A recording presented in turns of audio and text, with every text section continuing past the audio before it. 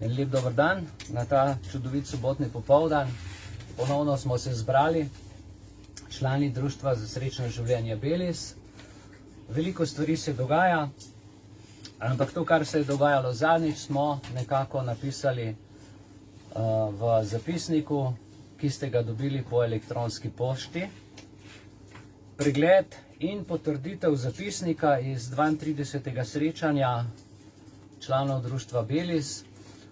In verjetno ste zapisnik prebrali. Upam, da ste ga. Tako da, če se strinjate z vsebino podano na zapisniku, potem bi ta zapisnik potrdili, razen če ima kdo kakšno pripombo na zadnji zapisnik.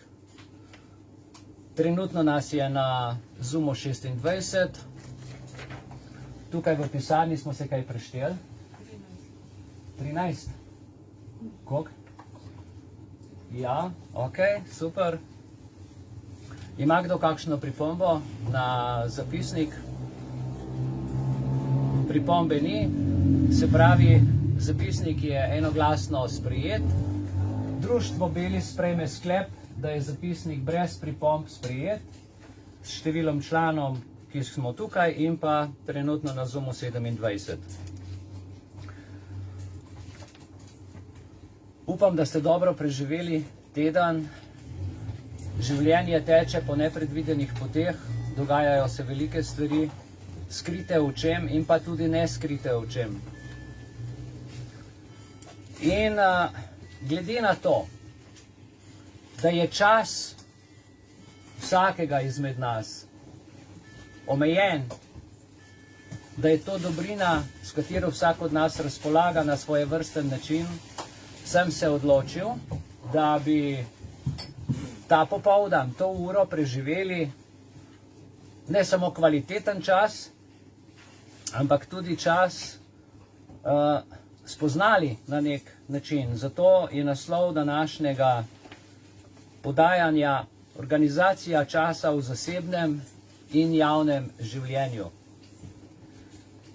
Dragi prijatelji, vsi, ki nas spremljate preko Facebook portala in vsi, ki nas spremljate preko Zooma in vsi tukaj zbrani, sporočam vam, čas z življenjem zapolnimo tako, da življenju damo ves čas. In to bo tema današnje ure. Preden pa začnemo, imam za vas 5 vprašanj, toliko da vas malo zbudim.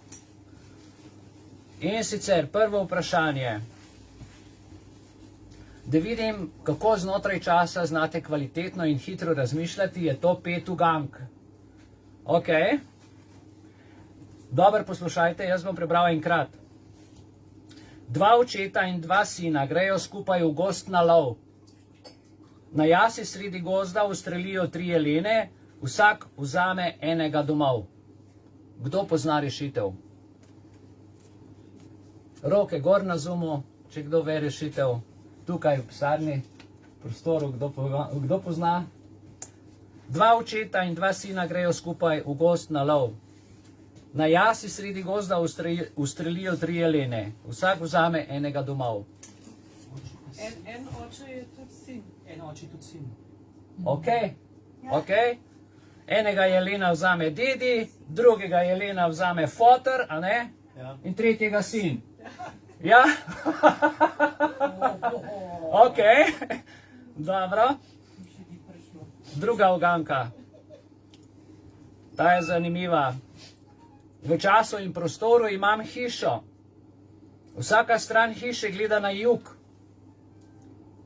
Pod oknom hodi medved. Kakšne barve je medved? Ne, bel. Bil. A ne? Tako je, ker vsaka stran hiše gleda na jug. Medved je bil. Ok. Naslednje vprašanje za vas. Pa preden začnem s tem, bi vam predlagam danes, da si vzamete beležko, da si pripravite svinčnik, ker bo kar nekaj stvari, ki vam bodo v življenju prišle prav, da si morda označite, zapišete kakšno misel, ker je tema res ne vsakdanja, tega ne se naučijo ne v šoli, ne na fakulteti, nikjer za temo, ki sem vam jo danes pripravil. Gremo na tretji uganko. Dobro. V enem letu je v 7 mesecih 31 dni. Koliko mesecev ima 28 dni? Vsi. Ne eden. Vsi. Ja, ok. Sem stara, pa ga vem, Ja. viš. Zakaj vam pripovedujem te uganke? Zaradi tega, ker so mediji polni dovtipov, polni enih sporočil, ki jih dejansko ne razumemo, pa gremo kar na prvo žogo. Na prvo žogo damo masko gor, na prvo žogo verjamemo to, na drugo žogo se gremo cepiti, na tretjo žogo ne vem. Skratka, vklopite svojo osebno domišljijo, kaj vam želim povedati in kaj vam sporočam. Četrta uganka je, koliko različnih živali je Mojzes vzel na barko. Kdo vi naštet? Koliko različnih živali Vsaka po en par. je Mojzes vzel na barko? Vsaka po en par. Vsako po en par, ok. Moško pa ženska. Ok, na Zoomu ima kdo odgovor? Koliko različnih živali je Mojzes vzel na barko? Ok, ni bil Mojzes, bil je Noe. Ja, kako poslušate, ljudje božji. A vidite, tako nas zavajajo. No, zdaj pa pravno vprašanje na koncu kot peti dovtip. Ali je v Evropi pravno gledano legalno, da mož poroči hčerko svoje vdove? Ponavljam, to je pravno vprašanje, je malo težje. Okay. Ali je v Evropi pravno gledano legalno, da mož poroči hčero svoje vdove? Ne more, če pa mrtev. Bravo! Ne more, ker je mrtev. Tako je, seveda. Ti imaš to težko. Ne more je poročiti. Pravno gledano, niti življenjsko, niti kako drugače je ne more poročiti. Dobro. Gremo naprej. Naša zadeva danes, se pravi, gre za organizacijo časa v zasebnem in javnem življenju. Upravljanje s časom, v angleščini se temu reče time management, je skupek vedenj in strategij, katerih cilj je doseči učinkovito izrabo časa z uporabo ciljno orientiranih dejavnosti. Zajemajo postavljanje ciljev in prioritet, sprejemanje napredka ter upravljanje s produktivnostjo. Gre za proces, pri katerem med doseganjem delovnih nalog ali ciljev s pomočjo načrtovanja in nadzora nad porabljenim časom za določene dejavnosti čim bolj povečamo korist v okviru časovnih omejitev ter tako izboljšamo učinkovitost in produktivnost. Sestavlja ga predvsem 7 elementov. Teh 7 elementov znotraj časa, time managementa, je časovna analiza in ocena, predvsem zavedanje preteklosti, sedanjosti in prihodnosti ter zavedanje lastnega časa. Drugič, načrtovanje, naprimer, seznam stvari, ki jih moram postoriti. Tretjič, postavljanje ciljev in prioritet. Kakšne cilje želim doseči in kateri so tisti cilji, ki so bolj pomembni od drugih. Sestavljanje urnika. To je edina stvar, ki nas v šoli naučijo, ko nam dajo urnik, ali pa ko ti žena doma postavi urnik, dokdaj mora biti stanovanje pospravljeno. Organiziranost je 5. točka. 6. točka, vzpostavitev novih in boljših časovnih navad, ter 7. točka, spremljanje časa. Vse, kar naredimo, moramo spremljati.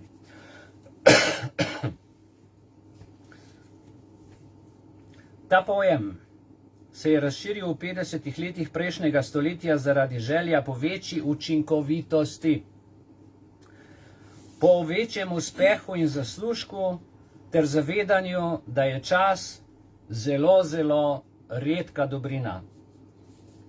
Tako so razvili številne praktične tehnike, strategije, pripomočke, s pomočjo katerih naj bi zaposleni izboljšali načine, kako in kaj in porabiti čas, ki je na voljo. Veščine upravljanja s časom so uporabne na vseh področjih posameznega življenja, delovanja.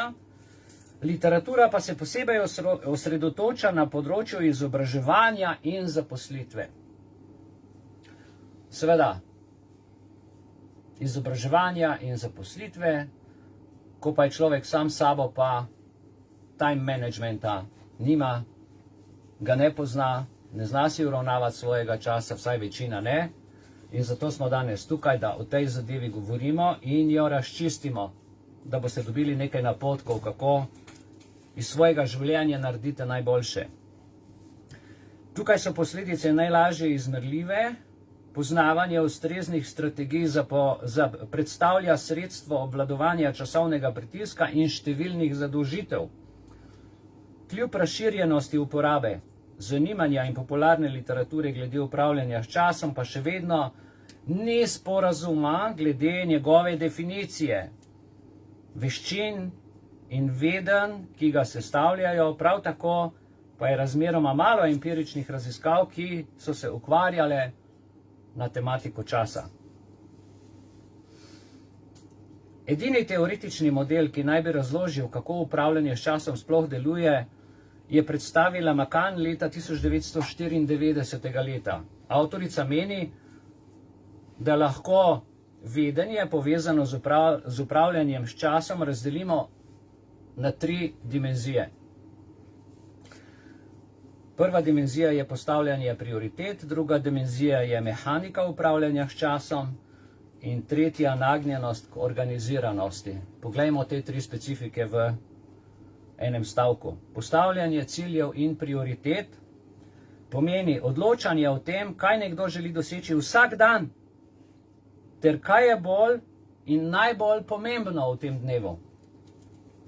Mehanika upravljanja s časom, tukaj je mišljena uporaba vedenj in strategij upravljanja s časom, naprimer izdelava urnika, tehnika izdelave seznamov, ki jih moramo narediti, udeležba treningov tovrstnih veščin ter branje knjig, ki le-te tehnike opisujejo. Se pravi, izberite si literaturo, tehnike s časom. In tretje, nagnjenost k organiziranosti, organiziran in metodičen pristop k delu. In McCann meni, da je posledica komponente upravljanja s časom zaznan nadzor nad časom oziroma občutek, da lahko čas nadzorujemo oziroma njegovo porabo. Ta 3 vedenja naj bi delovala posredno preko zaznane kontrole časa za zmanjšanje delovne in somatske napetosti ter povečanje zadovoljstva z delom za delovne uspešnosti. Prav tako je predvidela, da trening veščin upravljanja s časom vodi do povečane pogostosti uporabe vsake od naštetih komponent upravljanja časa. Rezultati so pokazali, da je trening upravljanja s časom pozitivno povezan le z eno izmed teh dimenzij, in sicer s postavljanjem ciljev in prioritet. Cilji in prioritete. Postavljanje prioritet in ciljev ter mehanika upravljanja s časom sta se izkazala za pozitivno povezane z zaznano kontrolo nad časom, nagnjenost k organiziranosti pa ne. Delovna in somatska napetost sta negativno, zadovoljstvo z delom pa pozitivno povezani vedenji upravljanja s časom, vendar preko mediacije oziroma učinka občutka nadzora nad časom. Ni pa bilo pomembne povezave z delovno uspešnostjo in izvedbo delovnih nalog. To vrstni rezultati menijo, da lahko posameznik z učenjem tehnik in strategij upravlja s časom, občuti nadzor nad obveznostmi, ki jih lahko upravi v delovnem času. Ta občutek pa ima posledično pozitiven učinek na zadovoljstvo z delom ter zmanjšuje napetosti. Več raziskovalcev je ta model testiralo ter delno podprlo hipotezo, da ima upravljanje s časom učinek na različne izide. Na napetost pri delu, zadovoljstvo z delom, delovna uspešnost in tako naprej. Preko občutka kontrole nad časom. Torej, kdor ima kontrolo nad časom, ima ta občutek. Kot zelo pomembna komponenta upravljanja s časom se je izkazalo načrtovanje, ki je bilo del vseh največkrat uporabljenih vprašalnikov upravljanja s časom. Naprimer, vprašalnike so dali menedžerjem. Tako imenovani TMBS, Time Management Behavior Skills, TSQ, Time Skill Questionary in TMQ, Time Management Questionary. In strategije tehnik upravljanja s časom je pravzaprav veliko. Prav tako pa njihova razporeditev in mase jih razdeli na sledeče. Se pravi, gre najprej za zastavljanje ciljev, za postavljanje prioritet, načrtovanje, po načrtovanju pride urnik, potem pride revizija, kaj smo naredili znotraj urnika in zastavljanje ciljev.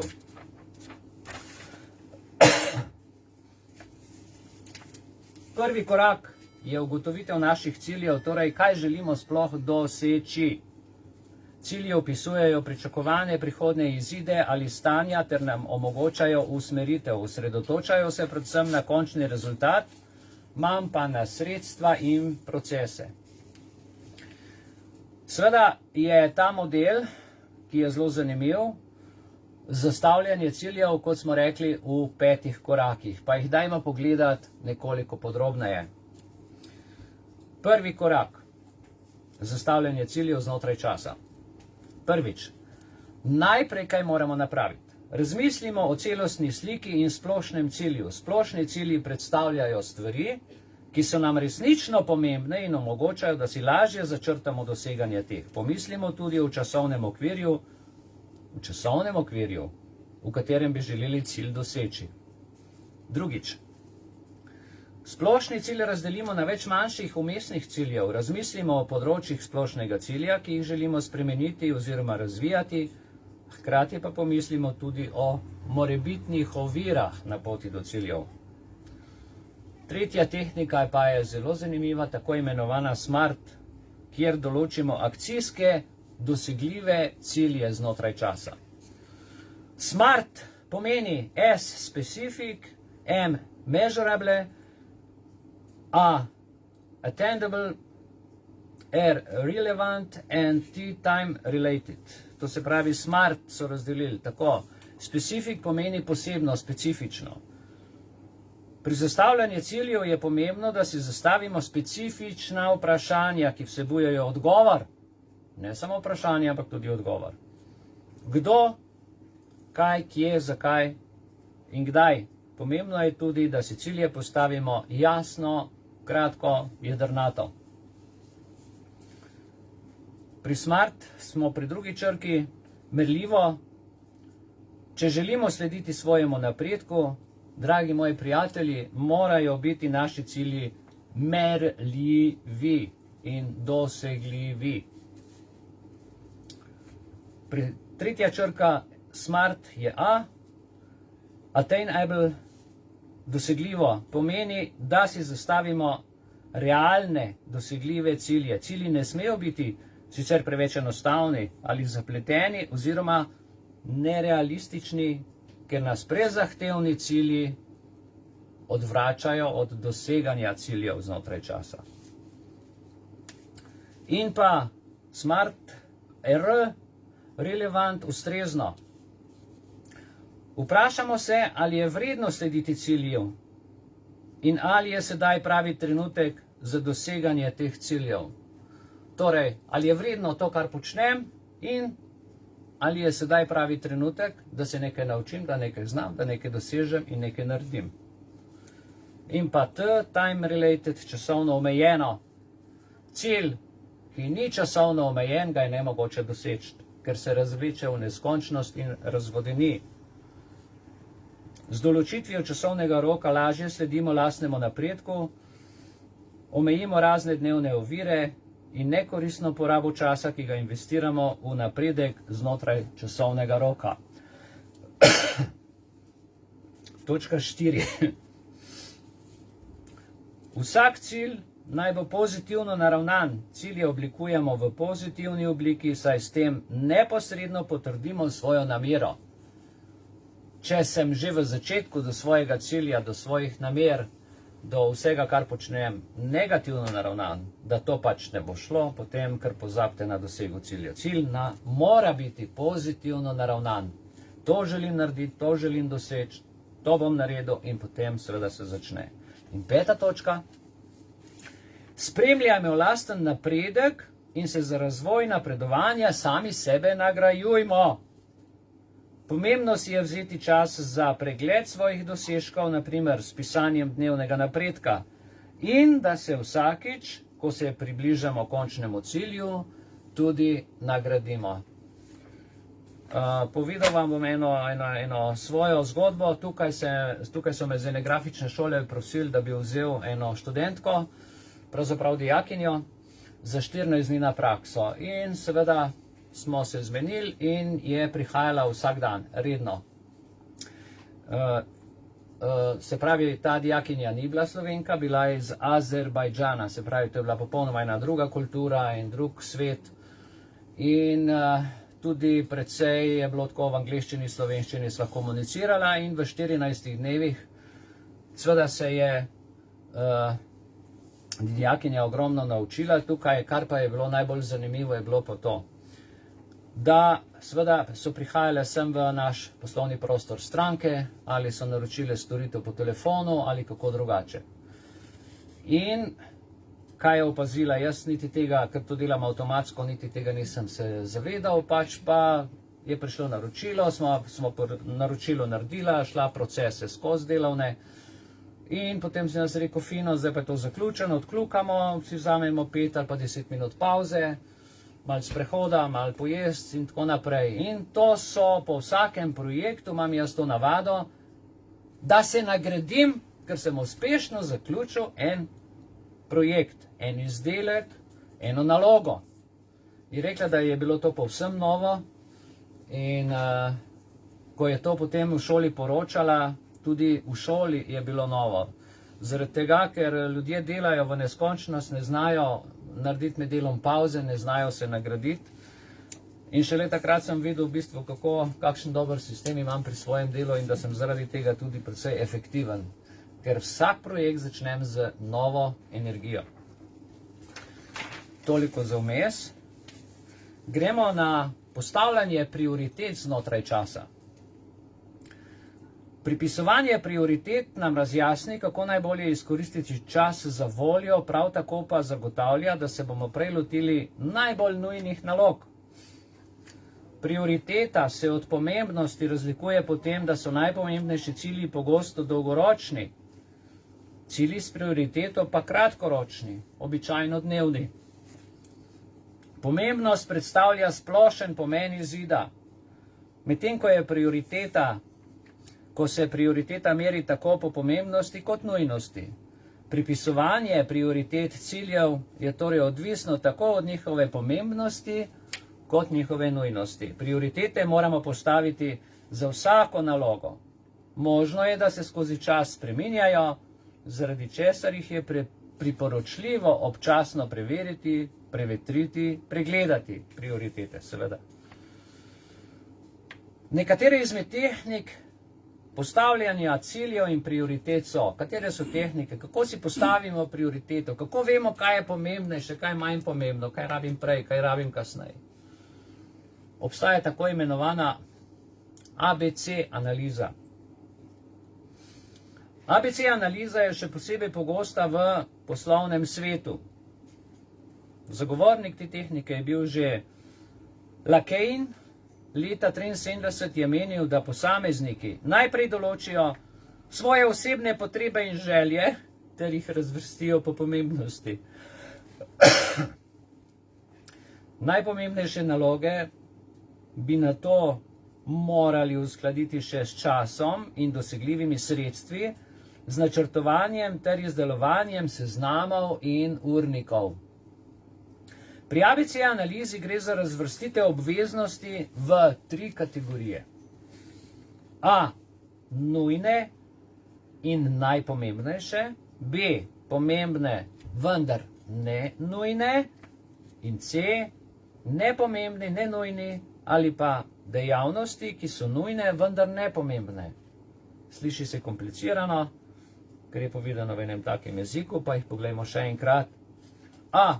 Uvrstimo naloge, ki jih dojemamo kot nujne in najpomembnejše na prvo mesto. To se pravi A. V B kategoriji so obveznosti, ki so sicer pomembne, vendar ne nujne. Kategorijo C pa sestavljajo opravki, ki niso nepomembni, ne nujni, ali pa dejavnosti, ki so nujne, vendar niso pomembne. Ta razvrstitev pomeni, da imajo naloge v kategoriji A najvišjo prioriteto.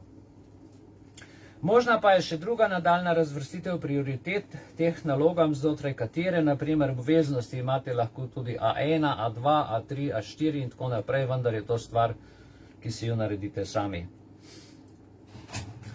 In gremo sedaj k nam osebno, kakšen je primer organizacije mojega tako imenovanega COVID časa.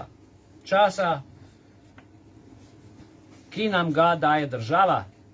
Koliko časa, primer, koliko časa okužena oseba lahko širi bolezen. Zdaj vam bom povedal time management, ki nam ga določa virus. Zato se tudi o tem pogovarjamo. Na spletni strani NIJZ preberemo. Osebe, ki so kužne že 2 dni pred pojavom bolezenskih znakov in še 10 dni od pojava prvih bolezenskih znakov. Osebe s težjim potekom bolezni so lahko kužne dlje, običajno 14 do 20 dni od začetka bolezni. Država nam torej regulira virusni čas, urejuje naša življenja in do dneva, natančno včasih celo do ure, napove, kdaj virus pride, kdaj virus gre, kako se obnaša in tako naprej. Opozorim vas na dejstvo, da je ta cilj napisan na spletni strani NIJZ pod spodbudo. Dobro poslušajte, spodbuda, ki je pozitivna, usmerjena, prej smo rekli, da si moramo cilje pozitivno vrednotiti in sicer, ko enkrat to veš, potem z znanjem do boljšega zdravja. To je njihov slogan na spletni strani NIJZ, pozitivno te vrednoti. Če to znaš, boš zdrav in 20 dni, 14 dni, 2 dni, 14 dni prej, če to obvladaš, si zdrav. Za regulacijo časa nam prodajajo znanje, s katerim bomo bolj zdravi in se zavarovali pred virusi. Zanimiv time management znotraj COVID programa. Ljudje so naštudirali, da je treba dati time frame, treba je dati čas, ki je omejen. In to je njihov biznis.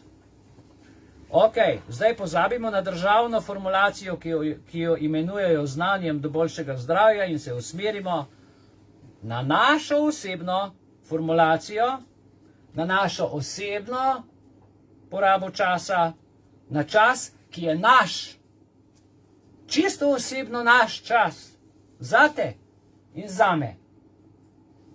Brez bebavosti državnega sugeriranja, brez njihovega znanjem do boljšega zdravja za nas, ki to ni, ter tako, kako naj jaz osebno, kot Mihajl, na primer, uporabim moj čas, ki je samo moj. Gremo naprej. Stefan Klein, nemški fizik, je rekel, da vse, kar vemo o času, je to, da nam ga vedno primanjkuje. In danes bomo pogledali 3 glavne cilje. Prvič, prepoznati čas, ki ga imamo še na voljo. Težko vprašanje. Drugič, tehnike, s katerimi si lahko svoj čas organiziramo. Tretjič, kako lahko umirjeno in kvalitetno izboljšamo lastno življenje s poslanstvom v Društvu za srečno življenje Belis in kaj pomeni učinkovito upravljanje s časom. Torej, učinkovito upravljanje s časom je v tem, da pri svojih nalogah postavim prioritete. Postaviti si moramo naloge, ki nam postavljajo najboljše rezultate. Čas, dragi moji prijatelji, je nekaj nepojmljivega. Če ga ne razumemo, potem ga tudi težko porabimo. Generalno prepričanje je, da ima vsak od nas vedno premalo časa. Na to temo so raziskovalci menedžerje vprašali, koliko časa imate na voljo? Odgovori, veste, so bili zelo različni. Ale 1% menedžerjev je odgovoril, da imajo časa dovolj. 1%. Ob tem se nam zastavi vprašanje. Naprimer, če kupujem čevlje, kaj te čevlje pred mojim nakupom opredeli? Kaj jih opredeli? Cena, morda znamka, kvaliteta, izdelava, barva čevlje, oblika, kaj jih opredeli? In sedaj se vprašajmo, kaj opredeljuje vrednost mojega časa? Kaj opredeljuje vrednost mojega časa? Kje sem znotraj časa? Dragi moji, imam formulo. Imam model, s katerim izračunam vrednost časa. Naprimer, dobro poslušajte.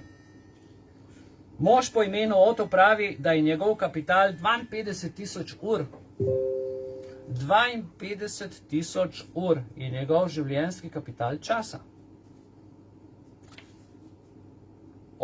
Potem ima Oto še veliko časa. Osupal sem, da preostanek svojega življenja lahko izrazim v številkah. A ne? Po koncu tega predavanja, dragi moji prijatelji, bom moral odšteti 1 uro, ne 3 ure mojega življenja za vas in 3 ure vašega življenja za nas. Danes je prvi dan preostanka mojega življenja, ker sem ga postavil v številke in se ga zavedam. Zavedam se, da je omejen. In da bi lahko zaključil to misel časa, ki je izraženo v številkah. Te se namreč od tega trenutka naprej samo še odštevajo. Tik, tak, tik, tak, tik, tak, tik, tak. Razmišljajte. Sedaj, ko razumemo omejenost s časom, lahko govorimo o tehnikah, kako si čas organizirati. Šele, ko se zavedamo, kako se nam čas izteka, ga bomo znali ceniti in znotraj preostane nam časovne danosti tudi kvalitetno delovati in nekaj od sebe dati. Za kvaliteto delovanja imamo več orodij oziroma več tehnik. Mogoče bi bilo najprej dobro, da si pogledamo Eisenhowerjevo tehniko. Nekaj tehnik, tako da boste vedeli, kaj vse sploh obstaja. Postavimo, se pravi, pri Eisenhowerjevi tehniki gre za postavitev prioritete po pomembnosti upravljanja nalog, ki se jim reče prve stvari na prvo mesto, druge stvari na drugo mesto in tretje stvari na tretje mesto. Da to dosežemo, potrebujemo 5 pomembnih korakov, ki jih skoncentriramo na cilje in uspehe. Se pravi, Eisenhowerjeva tehnika v 5 korakov je sledeča. Tukaj imam eno tabelo, jo bom samo pokazal. Se pravi, eno tabelo, to je Eisenhowerjeva tabela. Tako izgleda. Evo, če jo vidite. In sicer v kvadratih. Desno zgoraj gremo v visoko pomembnost ciljev in ta pomembnost potem pada navzdol. na horizontalni os, ki se začne z nizko vrednostjo in gre do visoke. Znotraj teh kvadratov imamo pa razdeljene 4 stvari. Pomembni cilji, kritične dejavnosti, distrakcije in prekinitve. Se pravi, znotraj tega je Eisenhower postavil čudovito stvar, čudovito orodje, čudovito tehniko, kako si postavljam prioritete. In sicer, posvetimo se stvari, ki nam ponuja največ rezultatov. Stvar, ki jo rabim in ki mi nudi največ rezultatov ta hip. Drugič, razdelimo to pomembne cilje na A, B in C. To, kar smo prej govorili, lahko je tudi A1, A2, A3, skratka. Na A, B in C po prioritetah. Tretjič, razlikovati moramo med pomembnostjo ali kritično nujnostjo. Kaj je pomembno in kaj je kritično nujno? Tega ljudje sploh ne ločijo ponavadi.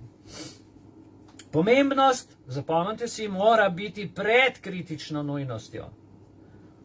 Pomembnost je vedno nad kritično nujnostjo. Ljudje dajo ponavadi kritični nujnosti prednost. In tukaj je največ napak. Ni treba vsega upraviti takoj, kar izgleda nujno. Ponavljam. Ni treba opraviti vsega takoj, kar izgleda nujno v naših glavah. In nekaterih stvari sploh ni potrebno narediti. Ampak o tem se odločate sami. In pa 5. točka, vsak dan posvetimo največ časa dolgoročni nalogi z najvišjo prioriteto. Kaj želim na dolgi rok doseči? To je torej Eisenhowerjeva tehnika. Potem imamo pa eno drugo zanimivo tehniko, ki se ji reče delegiranje časa. Da bomo razumeli besedo delegirati. Pravno pomeni beseda delegat, delegacija, delegirati, prenesti pristojnost od enega organa na drugega. To je pravna definicija. V našem pomenu, o kateri se bomo pa pogovarjali o menedžmentu časa, organizacija lastnega delegiranja časa pa pomeni, da sebe uredim v smislu organizacije časa in da si delegiram čas po prioritetah tako, kot smo se zdaj o tem pogovarjali. Katera stvar je tista, ki, če je ne opravim, ima lahko hude posledice zaradi opustitve? Po takem vprašanju, ki izhaja iz zakaj je pomembno, da si organiziramo čas? Zakaj? Ker imamo časovno določene zadeve. Pri delu se mora vsak od nas časovno omejiti in lastno delo časovno delegirati. Tak način razdelitve dela nas spravi do tega, da imamo takoj več časa za delo, ki ga moramo opraviti. Posledica take organizacije je opustitev nepomembnih in nebistvenih stvari, ki zaradi opustitve nimajo nikakršnih posledic, če niso narejene. Mi pa najrajši delamo take stvari, a ne? Saj bom že tisto naredil. Dajmo se še malo zezati, gremo še na en pir, gremo še na eno kavo. Ne? Sej bo, super. Če ne bom mogel, danes bo pa jutar. Izgovorov, kolikor čte.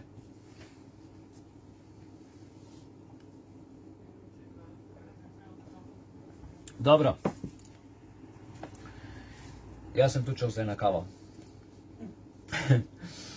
Če nalogo dodelim svojemu sodelavcu, to razdeli učinke in ima vpliv na produkcijo. Vprašam vas, ali ste že bili v situaciji, ko ste rekli šele, ko bom sam naredil, bo to dobro, ker drugi itak nič ne znajo narediti. Jaz sem najboljši, jaz sem najbolj pomemben, jaz znam vse in zdaj bom vse to jaz naredil. Tudi danes bom vse jaz odpredaval. Zakaj? Zato, ker sta dva predavatelja odpovedala, nista v najboljši fizični kondiciji, zvedel sem 2 dni prej in žal sem tukaj pred vami, sicer bi čist druge stvari danes poslušali. Zakaj vam to povem? Povem vam zato, ker imam podjetje, ker imam firmo, imam stranke, ker imam tudi aktivnosti in obveznosti v društvu in znotraj te odpovedi sem si mogel čas tako organizirati, da sem za vas danes pripravil to, o čemer vam govorim. Time management. En dan pa pol sem imel časa, da vam pripravim 2 temi, ker sta 2 uri odpadli. Zato, da smo danes skupaj, da se družimo in da se drug od drugega kaj pametnega naučimo. Če ne bi poznal time managementa, verjemite mi, da tega ne bi spravil skupaj. Postavil sem si prioritete, postavil sem si časovni okvir in danes sem pred vami in bom to tudi, upam, da uspešno izpeljal. Nisem zato tukaj, ker sem najboljši, ampak zato, ker je situacija do tega privedla. Kdor more razumeti, naj razume. Definirati je potrebno zatorej naloge. Jih raziskati in določiti, kdo naj neko nalogo tudi opravi ter v kolikšnem času. Če se odločite za naloge družinskih članov ali recimo svojih sodelavcev, potem upoštevajte, kaj smo rekli. Odgovornost je vedno na vas in odgovornosti, dragi moji, se ne da prenesti na druge, na nekoga drugega. Toliko o delegiranju lastnega dela, lastnega časa in prioritet. Prihajamo pa na eno zelo zanimivo temo.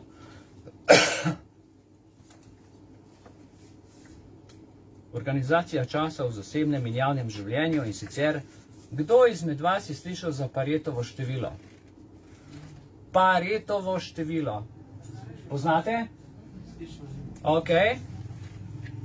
Paretovo število je zasnovano po principu 20-80. Ok. Recimo, naše društvo je trenutno 5000 ljudi.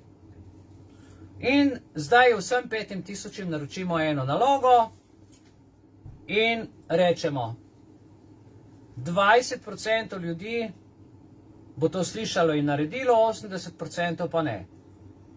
In tudi vice versa, ali bo pa 80% ljudi naredilo, 20% pa ne. To je Paretovo število in sicer kako doseči večji izkoristek, časovni učinek ali več učinkov.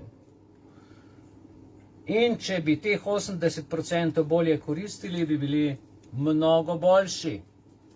Mnogo boljši v društvu, mnogo boljši v zasebnem življenju in tudi mnogo bolje bi se počutili. Ok, povejte mi 2 konkretni stvari svojega dela. Naprimer, vas vprašam, pri oblikovanju tedenskega načrta moramo vedeti, kaj ta princip pomeni in kako ga prenesti v prakso, kot prvič. Drugič, vam svetujem, ne zapravljajte po nepotrebnem svojega osebnega časa. 2 konkretni stvari svojega dela sta ta 2 primera. Prenesi v prakso, prvič, drugič, ne zapravljaj svojega časa. Naredi nekaj. Prav? Paretovo število učinkovitosti je ena temeljnih predpostavk, okoli katere je ekonomika blaginje zgradila spodoben konceptualni okvir za dosego družbene blaginje. S pomočjo svojega metodološkega pristopa, ki je bil osnovan na natančnih matematičnih orodjih in aksiomatskem dokazovanju, s tem je bilo načelo sposobno predlagati celo politike s pomočjo Paretovega števila, s katerim bi dosegli zastavljene cilje. V tem smislu je Paretovo načelo omogočalo ekonomiki blaginje, da se ji ni bilo potrebno ukvarjati z normativnimi vidiki tovrstnih predlogov, zato se je zdelo, da je bližje idealu pozitivne znanosti, vendar je to bilo zelo varljivo. In to varljivo prepričanje je porušil razvoj racionalne teorije družbene izbire v začetku 50 let preteklega stoletja. Vse lepo in prav, Paretovo število 20-80, vice versa 80-20, ampak nekdo je šel to porušiti. To, kar vam bom pa zdaj podal, je težka tema. Tudi sam sem mogel 2-krat se v to poglabljati. Upam, da mi bo uspelo jo podati na način, da boste razumeli in dojeli. In danes vas prosim, ne bo trajalo do 17. ure, ampak malček dlje, da zaključim to temo, če mi dovolite. In gremo. Kaj se je zgodilo s tem Paretovim številom? Gre za čisto matematiko, kaj so vtaknili noter, da to ni več funkcioniralo. Gre tudi za razumevanje današnjega časa, zato vam to govorim. Arrow je namreč v splošnem teoremu nezmožnosti pokazal, da je agregiranje posameznikovih preferenc v preference družbe na podlagi večinskega pravila teoretično zelo vprašljivo. Težava namreč ni samo v tem, ker takšno pravilo ne obstaja, ampak se postavlja vprašanje, kaj sploh lahko pove ekonomika blaginje o glavnem predmetu svojega proučevanja, to je o funkciji družbene blaginje ali recimo o funkciji javnega zdravja, ki naj bi bilo pogoj za družbeno blaginjo. Amrita Kumar Sen se je v začetku 70. let preteklega stoletja ukvarjal z različico Arrowovega problema. Poskušal je odgovoriti na vprašanje, ali obstaja teoretično zadovoljiv način združevanja vrednot posameznikov. Če rečemo, da nas je 5000 v društvu, ali se naše vrednote lahko združujejo ali ne, kako, ali velja Paretovo število in če ne velja, zakaj ne velja, kje so tiste omejitve, ki ga rušijo. To se pravi, govorili bomo o različnih alternativah. V vrednote, ki bi veljale za družbo kot celoto, gre za združevanje vrednot posameznikov, da bi veljale kot za celotno družbo. Ključni trenutek v njegovi razpravi nastopi, ko pokaže, da je celo v primeru samo 2 posameznikov na splošno nemogoče zadostiti zahtevi. Govorimo o 2 posameznikov, se pravi, gre na redukcijo družbe, mase ljudi na 2 posameznika. In tukaj se začne. Lahko tudi mož in žena, se vseeno. Ja. V primeru samo 2 posameznikov na splošno je nemogoče zadostiti zahtevi, da bi uresničevanje pravic posameznikov glede neke skupne zadeve ne vodilo sicer v Paretovo število kot neučinkovit izid. Z uporabo ozkega nabora predpostavk je v izvirnem članku z naslovom Nezmožnost Paretovega liberalca na vsega 6 straneh človek elegantno predstavil napetost med posameznikovo zasebno sfero in domeno javnega. Posameznik, njegovi zasebni interesi in javni interesi. Poglejmo, kaj je to. Ko je istega leta v knjigi Kolektivna izbira in družbena blaginja, se pravi liberalni paradoks, podrobneje razčlenil v obliki teorema in ga umestil v kontekst ekonomike blaginje, je to imelo daljnosežne posledice. In te daljnosežne posledice se kažejo v današnji družbi. Danes, tukaj, sedaj, tudi v društvu. Intuitivna predstavitev teorema za vsebino Senovega dela iz 70. let lahko interpretiramo tako, da je metoda večinskega odločanja neliberalna. Dobro, kaj je neliberalna? To je precej širok pojem, ki si ga lahko pogledate na Wikipediji. Takšna formulacija nas spominja na znameniti Arrow teorem nemožnosti, katerega osnovno sporočilo je bilo, da je družbena izbira bodisi neracionalna, bodisi nedemokratična. Družbena izbira neracionalna, nedemokratična. Sen je namreč metodološko in vsebinsko nadaljeval od tam, kjer se je Arrowova analiza družbene izbire končala. In zdaj ta primer, ki je sesul Paretovo število, ki ga ni sesul, ampak na nek način so nekaj podtaknili noter, kar ne bi smelo biti. Zaradi lažjega sledenja si na poljubnem primeru oglejmo, kako v teoriji družbene izbire nastane paradoksni položaj zaradi upeljave posameznikovih pravic. Čist po domače. Ok, jaz imam pravico, tega ne bom. Ali pa jaz imam pravico, to bom. Ali pa ne bom, ker imam pravico, pa nimam pravice, neodločneži in tako naprej. Sin uporabi poenostavljen model družbe z dvema posameznikoma, kot smo že napovedali, ki se morata v naši situaciji odločiti med tremi možnostmi. Imamo 3 alternative, 2 posameznika, 2 želji, 2 značaja. Predpostavimo, da obstaja samo en izvod najbolj pohujšljive knjige, ki ji rečemo D.H. Lawrence z naslovom Ljubimec Lady Chatterley. Ok? Glede katere imata gospod pohujšljivec in gospod moralnež ustrezna stališča oziroma preference, ki jih izdajajo njuni imeni. Torej, imamo moralneža, imamo pohujšljivca in strašno pokvarjeno knjigo. In 3 možnosti. Katere so te 3 možnosti? Imenujmo prvo možnost X. To knjigo prebere samo moralnež. Imenujmo drugo možnost Y. To knjigo prebere pohujšljivec. In imenujmo tretjo možnost Z. Noben od njiju ne prebere knjige, da si ravno je knjiga na voljo. Sledi analiza.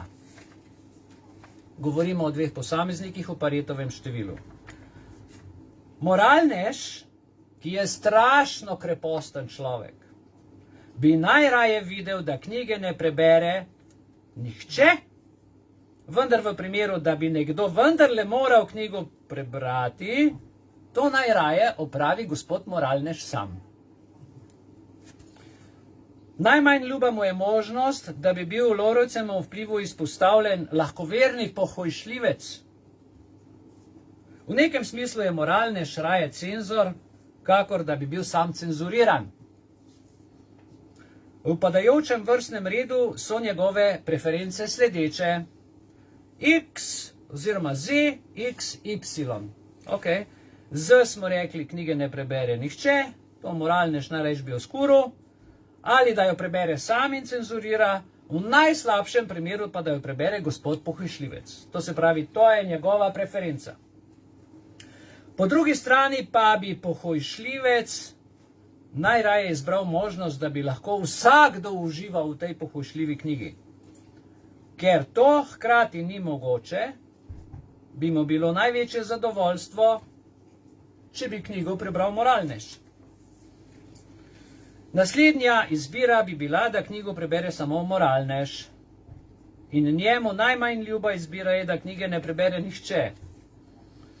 Razvrstitev bi torej v tem primeru bila X, Y, Z. Knjigo prebere moralnež ali knjigo prebere pohujšljivec oziroma nihče. To je ta vrstni red. In liberalni razmislek okoli moralneževe odločitve med možnostima X in Z privede do zaključka, da so preference te osebe tiste, ki jih mora družba spoštovati. Pa je družba mora spoštovati, če gospod moralnež prebere in sam cenzurira in nikomor nič ne da. Družbena preferenca je lahko tudi takšna, da prebere gospod pohujšljivec in knjigo deli z vsemi. Seveda je tudi možnost 3, da knjige ne prebere nihče, nihče ničesar ne ve in se knjiga skuri. Povedano drugače, preference moralneža so skrati družbene preference in če krepostni knjige ne želi prebrati, ga v to nihče ne more prisiliti. Vendar podobno velja tudi za pohujšljivca, ko se odloči, ali bo prebral knjigo, ali pa se bo branja knjige vzdržal. Imamo nadaljevanje tega. Liberalne vrednote zahtevajo, da so vrednote drugega posameznika odločilne, zato naj mu bo dovoljeno, da knjigo prebere. To se pravi, v tem primeru je Y večji od Z. Z liberalnega stališča je bolje, da knjiga ostane neprebrana, kot pa da je moralnež v to prisiljen. A v duhu tistih liberalnih vrednot nihče ne sme kratiti pohojšljivcu pravice, da to knjigo vendarle prebere, saj ima vendar pravico. Takšna družba preferira stanje v smislu Y, torej pohojšljivec, je močnejši od Z, v smislu nihče ne sme knjige prebrati, in Z, nihče ne sme knjige prebrati, je močnejši od X, knjigo prebere samo moralnež. Celotna razprava bi se lahko na tem mestu srečno končala, če bi knjigo posedoval pohojšljivec. Vendar je to hkrati Pareto inferiorna odločitev in je slabša, kot če bi knjigo prebral moralnež. Na tem mestu uvedba Paretovega načela zahteva, da družba preferira tak vrstni red. X, najprej moralnež, je nad pohojšljivcem. Oziroma, X, nihče ne prebere knjige, je Pareto superioren nad Y, torej pohojšljivcem. Do liberalnega paradoksa pride v trenutku, ko posamezniku priznamo pravico do suverenosti pod obnebjem njegovih osebnih zadev. Takrat se vse sesuje. Družbene preference so po novem zaradi tega eseja ciklične. In sicer, Z je bolj pomemben od X-a, X je pomembnejši od Y-a, Y je pomembnejši od Z, kar pomeni, da je kršeno načelo tranzitivnosti.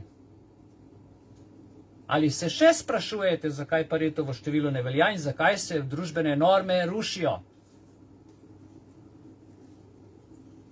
Tukaj imate jasen odgovor. Zaradi ega in zaradi osebnih preferenc. Moja doktorska plača je bolj pomembna od pacientovega zdravja, zato bom vse pocepil. Najkrajši odgovor. Moja politična kariera in moja plača, ki jo dobim, ali pogodba, ki sem jo podpisal z investitorji, s tem, ko sem prodal suverenost naroda, je bolj pomembna od tega, ali bo javno zdravje v Republiki Sloveniji dobro ali ne. Gre za 3-4 ljudi, ki držijo na vajetih 2 milijona ljudi. Dragi moji, pri danih predpostavkah konsistentno družbeno razvrščanje ni mogoče.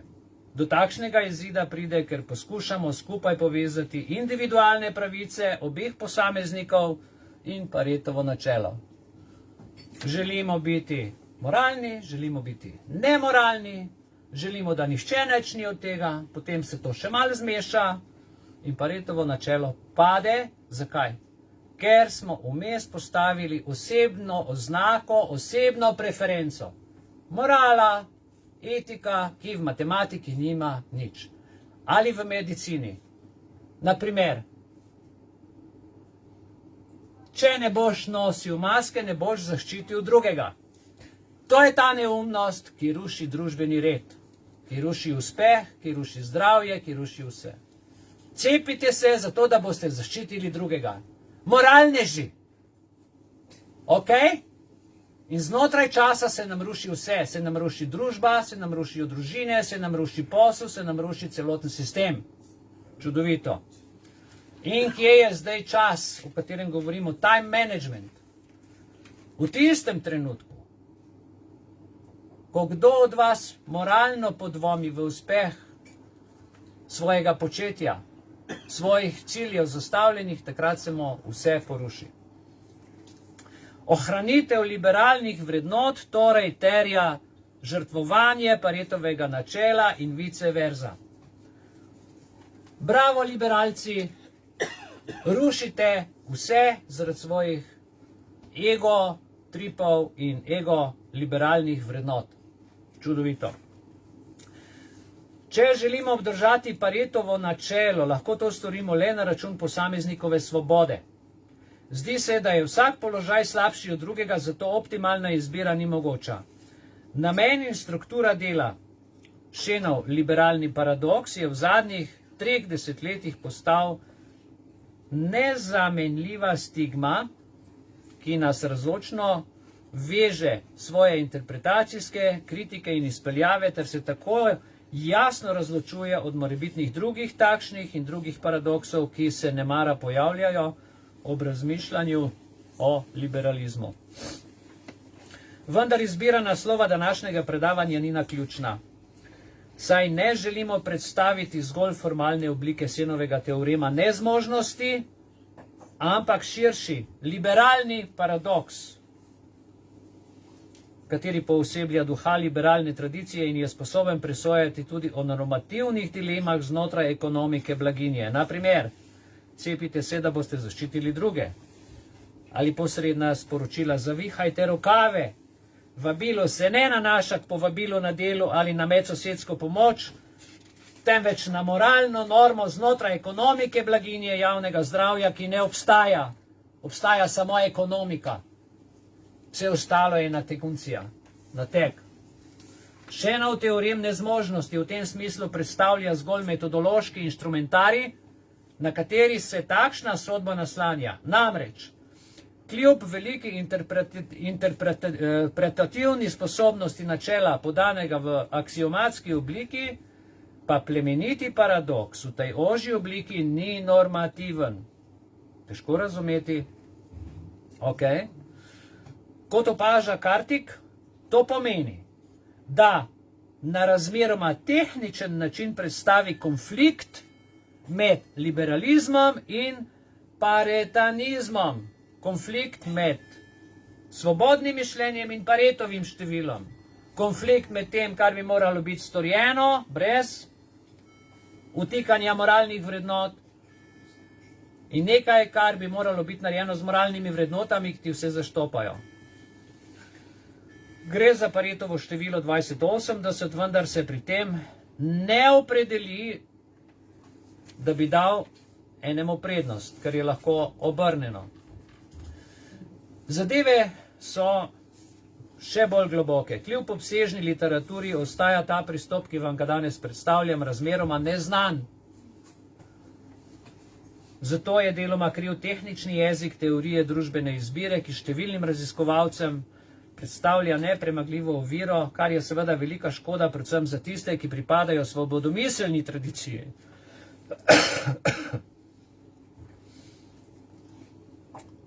Po drugi strani, tudi ekonomisti niso vedno najbolje seznanjeni, spoznani z področja filozofske analize svobode.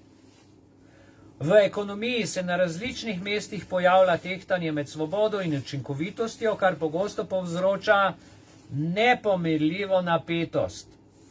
Zato želimo s pričujočo tematiko vseh nas buditi zanimanje za drugačen pristop, ki omogoča trezen razmislek med predpostavkami ekonomike, znanosti in zahtevami svobodomiselnosti.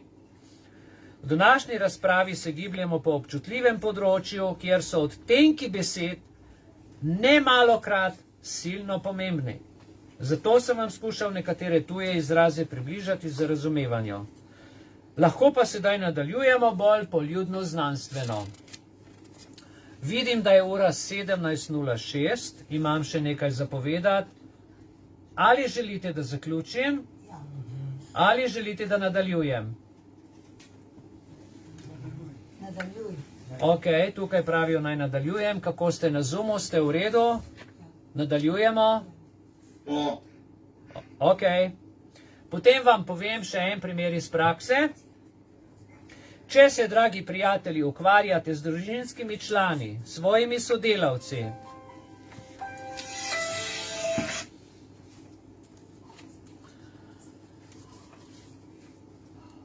ali s člani društva, kako je lahko ta princip prenosljiv za uspeh znotraj družine, znotraj podjetja, znotraj društev ali drugih združenj.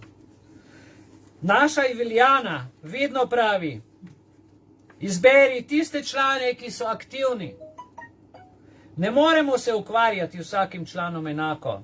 20% naših sodelavcev prinese 80% vseh rezultatov. In 80% članov uživa na prinešenih rezultatih 20% aktivnih članov. Če vam je to prav ali ne, tako je. Paretovo število govorimo. Brez moraliziranja, pa brez privatiziranja.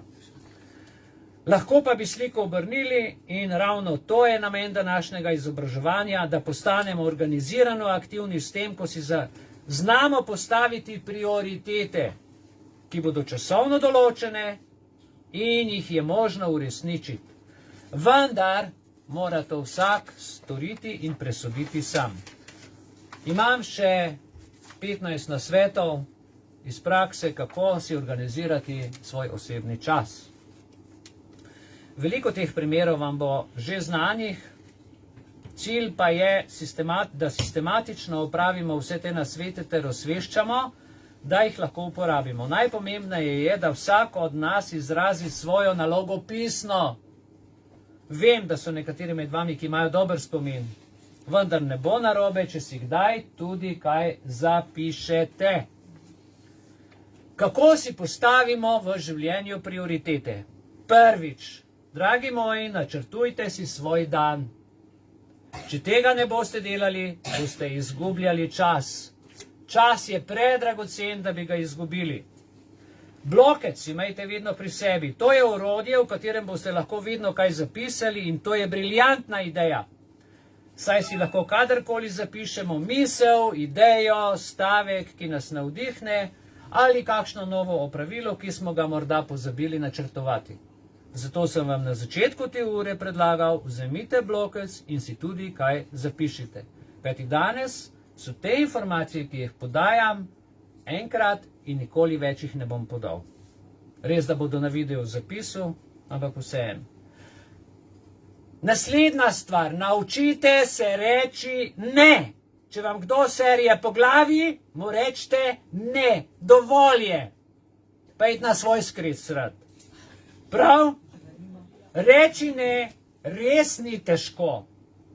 Pa ne svojemu mentorju, temveč drugim, ki zahtevajo stvari, ki so brez pomena, ki so brez smisla, brez naravnega ritma, brez matematične logike. Kako lahko nekdo nekaj naredi, vmes pa si vzame 2 meseca dopusta? Ne more. Kako lahko nekdo nekaj naredi za društvo, hkrati pa dela privatne stvari? Ne more. Pomislite in se ustavite za hip, pride odreagirate in se lotite dela. Se pravi, naslednja tehnika je, vedno pomislite in se ustavite. Kitajski pregovor pravi, kadar pride pred mano težka naloga, se ustavim, preštejem do 10 in ničesar ne rečem, ničesar ne storim. Počakam. Sem vam dal verjetno priročen primer. Poglejte, en primer se imenuje API. To je akronim za analizirati, planirati, izvesti. API je krasna stvar, tega se zelo dobro analiziram, planiram, naredim. Odkljukano. Action, planning, execution. To je preprosta opičja teorija. Opičja teorija. 1, 2, 3. A je treba kaj komplicirati. To je preprosto. Največja napaka prodajalcev je, da pričnejo takoj z izvajanjem, takoj začnejo z eksekucijo, brez analiziranja in brez predhodnega načrtovanja. Največja napaka. V takšnem primeru kupci pobegnejo, zbežijo, se zaprejo in ne kupijo. Seveda ne. Kdo se bo cepil, če mu nič ne poveš? Enako je v odnosu, v zakonu, v družini, med družinskimi člani in v odnosu pri delovnem procesu. Vsi želijo samo rezultate, številke, uspeh, povečane prihodke, nihče pa se ne vpraša, kako doseči te rezultate. Kaj šele, da bi jih predhodno nekdo analiziral in postavil v okvir. Razmislite, katere stvari bi vam v življenju, katere stvari morate v življenju opustiti. Ponavljam. Razmislite in si napišite, katere stvari v življenju morate opustiti. Tiste, ki so v vaši vsakodnevni navadi in ne prinašajo nobenih rezultatov, nikakršnega rezultata, pa še vedno počnete. A ste se ujeli, kdaj je v tole? Točno. Vse te navade je treba opustiti. Navade, ki ne prinašajo rezultatov. Zato predlagam, da upoštevate tehnike, ki smo jih danes navedli. Se spominjate Eisenhowerjeve tehnike, se spominjate delegiranja časa, ok, se spominjate Paretove tehnike, ki smo jo ravno kar obdelali pred to temo, in sedaj vam govorim o 15 nalogah, kako najlažje organizirati svoj osebni čas. Ne rešujmo nalog zgolj po intuiciji, prijatelji, temveč jih rešujmo s tehnikami.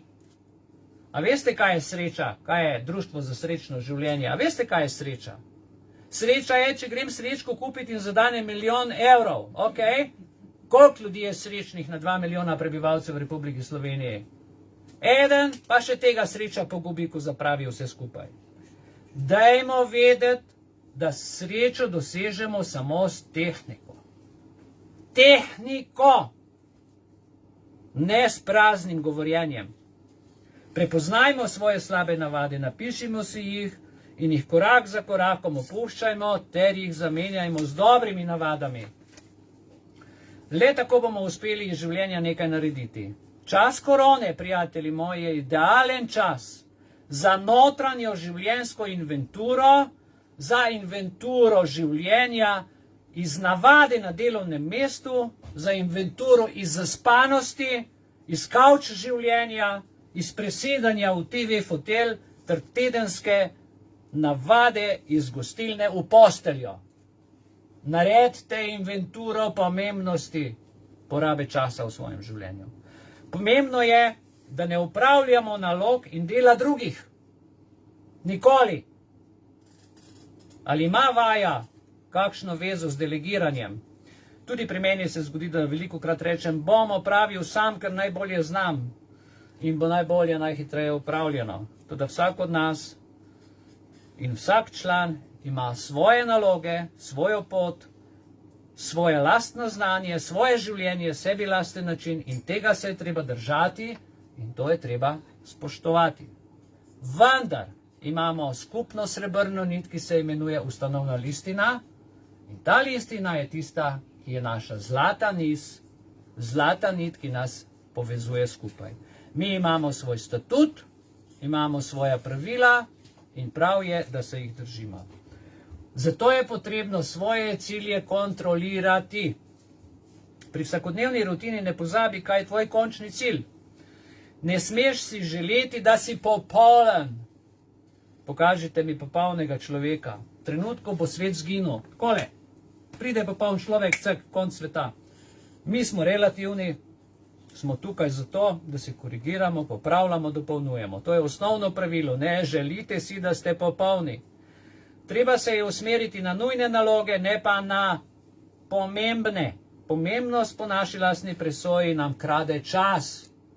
Vsi pomembni ljudje, ki so v Sloveniji, nam kradejo čas, nam nepomembnim. Pa smo bolj pomembni od njih, ker živijo na naš račun. Obrnite sliko in se zamislite. Dragi moji, izogibajte se pasti, ki kaže na učinkovitost. Učinkovitost je seveda pomembna stvar. To pa ne pomeni, da učinkovitost pri delu garantira tudi kvalitetno produktivnost. To je prej past. Sem učinkovit, vendar brez rezultatov. Zato firma propade. Zato ni priporočljivo, da upravljamo vse naloge sami.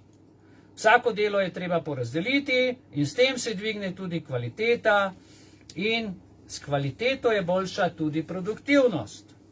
Edino na tak način bomo skupaj lahko premagali koronsko krizo, ki nam ta hip krade delovno dobo, zasluženi denar, nam krade človeške odnose, nam krade naš čas, nam krade naša življenja. Morda mi kdo poreče, zakaj samo ti govoriš pred kamero? Nimam izbire. Trenutno sem povedal, zakaj. Sistematična organizacija časa, dragi moji, tema, o kateri govorimo, ni lahka, je prej težka. Vsebuje veliko informacij. Kljub temu verjamem, da smo svojo nalogo opravili čudovito danes. Sedaj pa smo že pri naslednji temi in nimamo več časa kviziti, kot smo na začetku uporabili nekaj časa za kviz vprašanje, saj se nam čas izteka. Začnimo novo temo z listom, na katerem piše moja spoznanja. Imate blok pred sabo, pametni pišete, si tudi kaj zapišete in napišite moja spoznanja. Namen lista je preden informacije zbledijo, da si jih označite, zapišete in si jih prenesete v življenje. Namenite 5 minut temu, kaj ste do sedaj v življenju dobro delali in kaj boste spremenili v prihodnosti za svojo prihodnost. Ljudje, ne gre zame, gre zate in gre za nas, vse skupaj. Sedaj vam bom v nadaljevanju povedal, da imamo na voljo čas, ki je omejen in kako ga izkoristiti. Zato se bomo sedaj pogovarjali o organizaciji časa. Naslednjih 5 minut. Hej, cilj brez načrta ostane le želja. Pobožna želja župnika po pridigi, da bo padlo kaj v puščico. Ok? To je citat, ki odraža cilj te današnje ure. Spoznali bomo osnovne principe pri izobraževanju. Naučili se bomo izdelati, dragi moji, delovni načrt in spoznali bomo, kako izdelani načrt pripomore k večji produkciji. Za primer, igralec Jim Carrey si je postavil cilj, da želi iz svojega življenja nekaj narediti. Kaj je počel ta človek? Čistil je stranišča, delal je vse mogoče za preživljanje, za preživetje in potem si je rekel, ko je bil na dnu življenja, v podnu, da bo za svojo zabavno industrijo izstavil ček $10 milijonov. Veste, kaj se mu je zgodilo? Dobil je ponudbo za film Maska. In to v času 3 let od trenutka, ko si je to željo zapisal na papir. Zapisal na papir. Ok? Za uspeh potrebujemo vizijo. To je nauk te zgodbe. Vedeti moraš, kaj hočeš, vedeti moraš, kako to doseči. Ta analogija je prenosljiva na naš člane Društva za srečno življenje Belis. Imeti moramo načrt.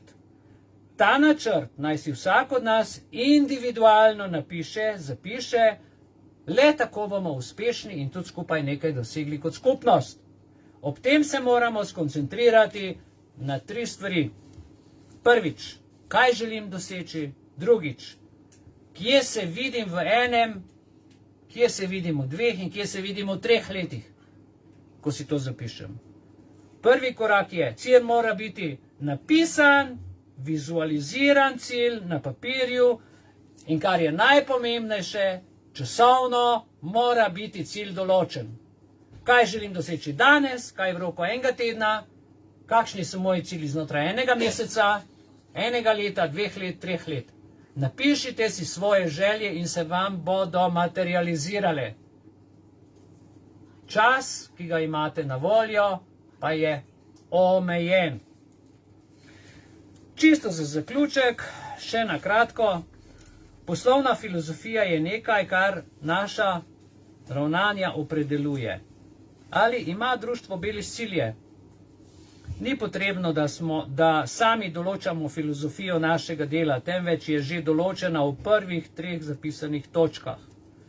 Imamo statut, imamo zapisan program, katerega uresničujemo, torej imamo napisano.